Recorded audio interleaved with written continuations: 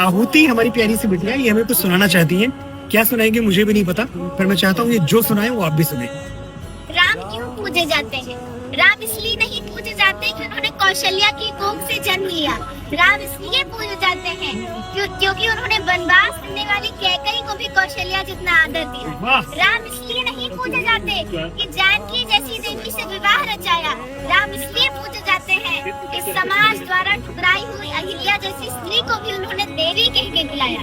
राम इसलिए नहीं पूजे जाते कि दशरथ जैसा चक्रवर्ती सम्राट उनका पिता है। राम इसलिए पूजे जाते हैं कि जिसे पुत्र की तरह वो अपने हाथों से मुखाग्नि देते हैं, वो एक बूढ़े पक्षी जटायु की चिता है।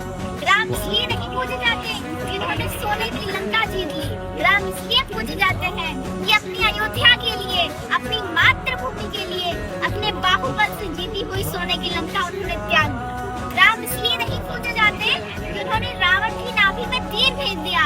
राम इसलिए पूजे जाते हैं कि इस प्रकार विद्वान से जीवन की शिक्षा लेने के लिए उन्होंने लक्ष्मण को उसके चरणों में भेज दिया। राम इसलिए नहीं पूजे जाते कि वो भगवान थे। राम इसलिए नहीं पूजे जाते क्योंकि वो भगवान थे। राम इसलिए पूजे जाते हैं क्योंकि वो मर्यादा में रहने वाले इंसान थे। मैं एक चीज ऑफिशियली कहना चाहूंगा, ये मैंने आज से तकरीबन 1.5-2 साल पहले लिखा था, और जितना अच्छा हमारी आहुति बिटिया ने बोला है, मैं जीवन भर कोशिश करके भी इतना अच्छा कभी नहीं बोल पाया। एक बार तालियां आहुति के लिए। You are so blessed। Ram इसलिए पूजे जाते हैं, बिल्कुल ठीक है जो तुमने बोला, लेकिन इस देश में बेटियों की पूजा भी इसीलिए की जाती है क्योंकि तुम्हारी जैसी बेटियां हैं इस देश में। खुश रहो बेटा।